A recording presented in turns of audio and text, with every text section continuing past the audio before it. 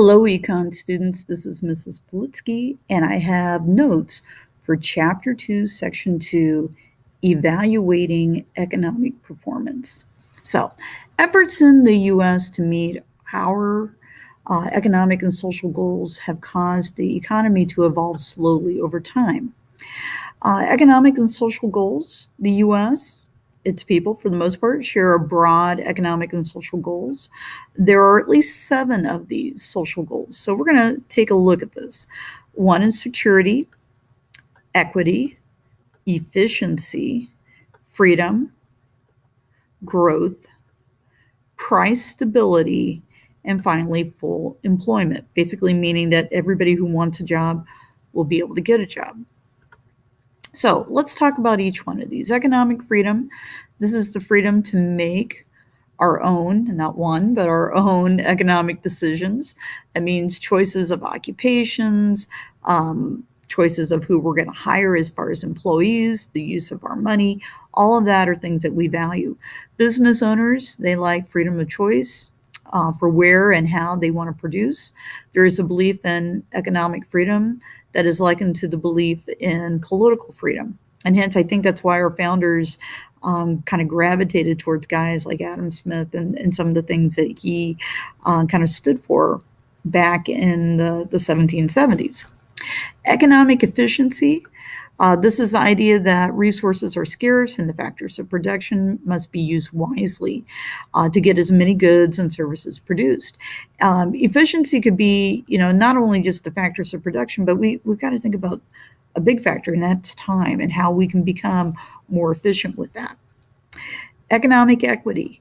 In the U.S., it is illegal to discriminate on the basis of age, sex, race, religion, or disability. When we talk about employment, we have things such as minimum wage. This is the lowest legal wage that can be paid to most workers, though it does vary from state to state. But there is a federal kind of level that is set, or a certain wage that is set. It places a floor. And that is kind of what we talk about as far as the lowest income here, on the amount of income that a worker can earn. There are what we call lemon laws. This is to help us as consumers, but advertisers can't make false claims about their products, saying that they're better than what they are. But a lot of times when we talk about lemon laws, we think about automobiles.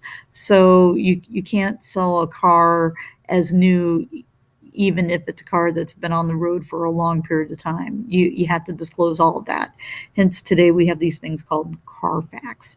Anywho, economic security. Workers desire protection against adverse economic conditions, meaning that they don't want to have to feel like they're going to be laid off, without necessarily a little bit of warning. We have things like workers' compensation insurance. This is to help an individual who has been injured on the job or becomes ill as a result of their work. We have Social Security, which is basically a federal program of disability and retirement. So if an individual does become incapable of going out and getting a job, if they qualify, and that's the key here, that they could receive benefits because of that disability.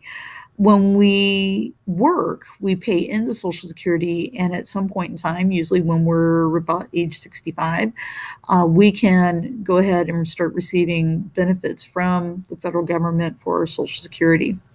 We have Medicare. Recipients are all eligible to receive benefits. To receive it, you must be age 65 or older, and you must take it. It's not an option anymore. Full employment. Back in 1946, under the era of Harry Truman, Congress passed the Employment Act. And basically, it was passed in an effort to avoid widespread joblessness, not necessarily prior, but that I guess you could say prior to what we had before World War I or II. One of the things that should be noted is that there was a great fear that when all the soldiers came home, that there would be a lot of layoffs. And what this program did is it guaranteed some salaries so that we could keep people working and keep the economy for the most part, fairly stable. Full employment, this is providing jobs for all who can and are willing to work.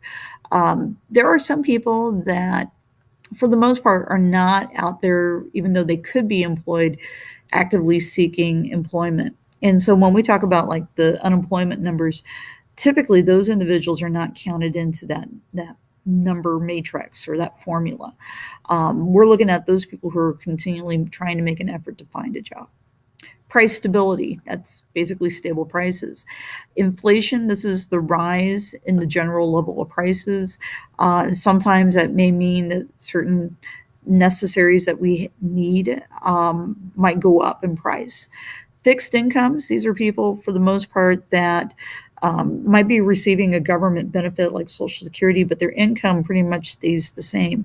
So income does not increase, even though the prices might increase. So our elderly or people who are disabled who are receiving, certain benefits, those benefits might not go as far as they used to. High rates of inflation can even discourage business activity. High interest rates can discourage things like lending.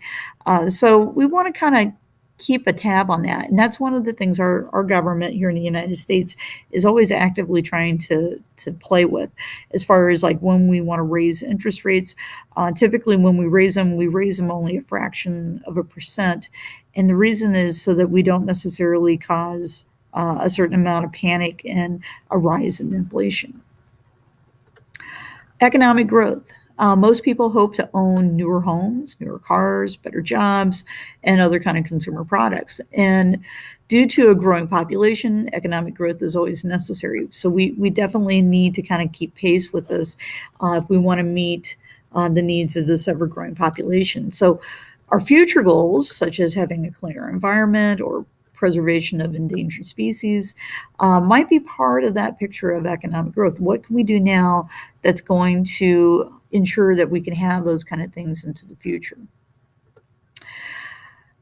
Our next Roman numeral, resolving trade-offs among different goals.